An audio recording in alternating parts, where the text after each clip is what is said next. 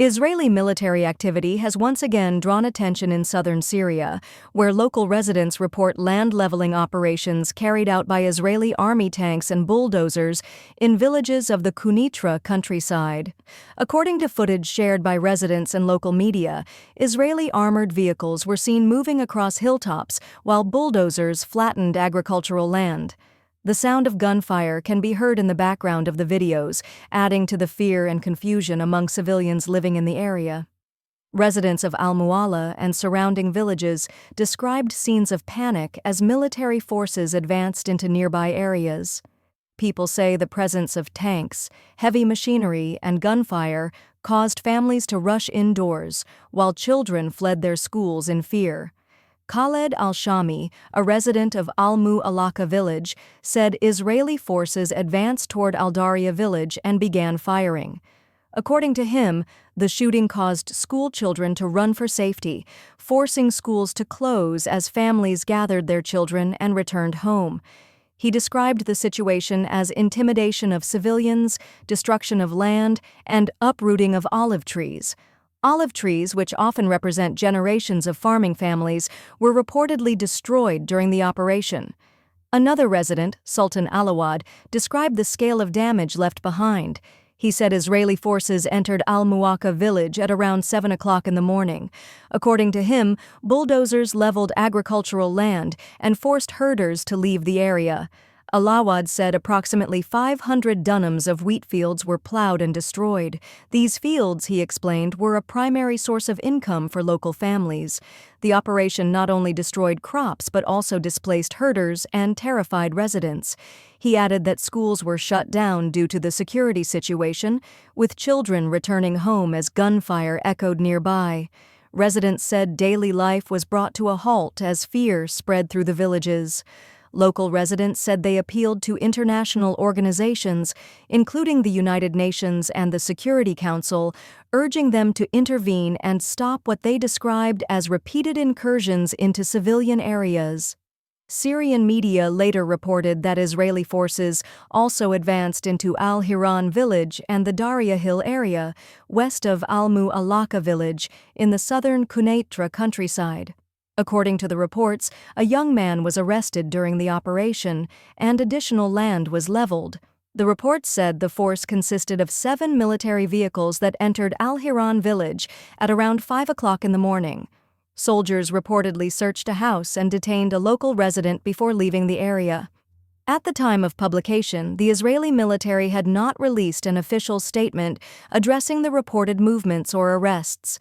For residents of these villages, the details paint a familiar picture.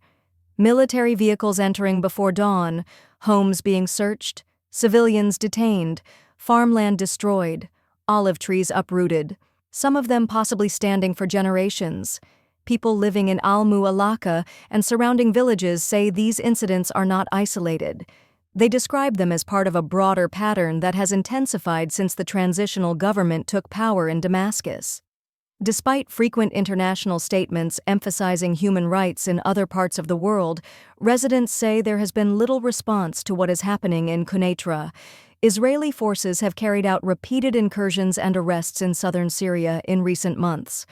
Around 2 weeks earlier, Israel launched an operation it said targeted suspects linked to an Islamic group. Local sources, however, reported that the operation resulted in the deaths of 13 civilians and injuries to dozens more.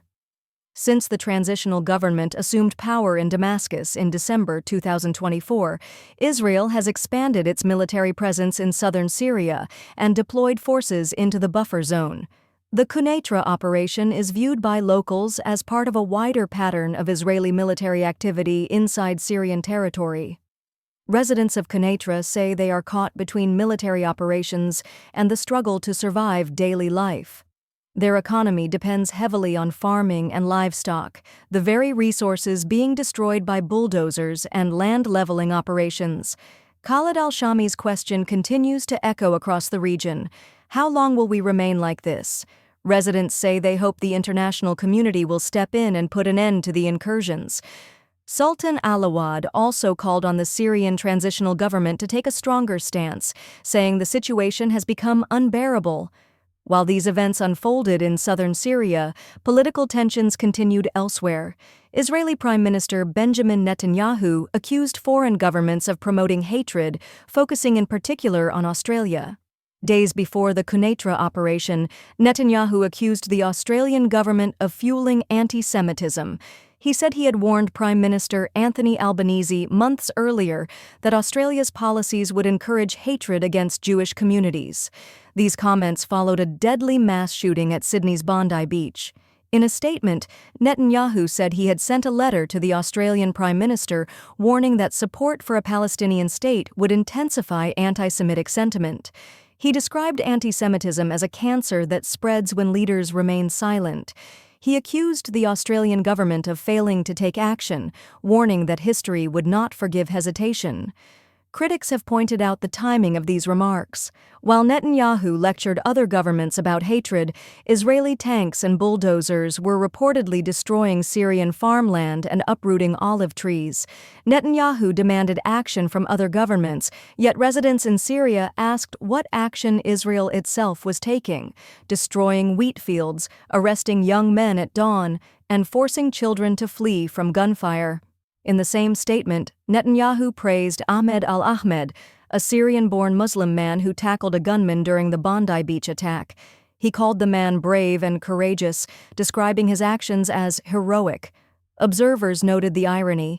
Netanyahu praised a Syrian Muslim hero abroad while Israeli forces were arresting Syrians and destroying farmland inside Syria. The contradictions extended to U.S. policy toward Syria.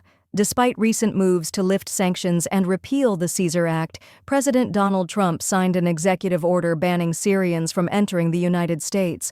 Residents in Damascus expressed confusion and frustration. Psychologists and analysts described U.S. policy as contradictory, saying it often gives with one hand and takes with the other.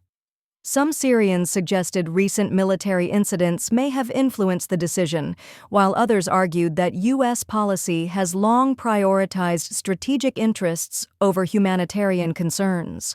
Lawyers and analysts said double standards have become a normal feature of international politics, with ordinary civilians paying the price. In the south of Syria, Israeli tanks continue to damage farmland. In the north, uncertainty persists, and internationally, Syrians face travel bans and restrictions despite talk of recovery. Elsewhere, protests erupted in major cities. In London, hundreds of people gathered to support detained pro-Palestinian activists on hunger strike. Protesters demanded medical care and fair treatment for detainees. In Amsterdam, tensions rose after a pro-Israel rally was disrupted, leading to police intervention and arrests. Across different countries, observers say a pattern is emerging. Support for Palestinian rights often faces legal or political consequences, while military operations in Syria and Palestine continue with limited international response. Back in Quneitra, residents continue to wait for answers. Wheat fields have been destroyed, olive trees uprooted, neighbors detained, children forced to flee from gunfire. They ask who will protect them and when the destruction will end. As Khaled al-Shami asked from Quneitra, how long will civilians remain trapped between military force and international silence?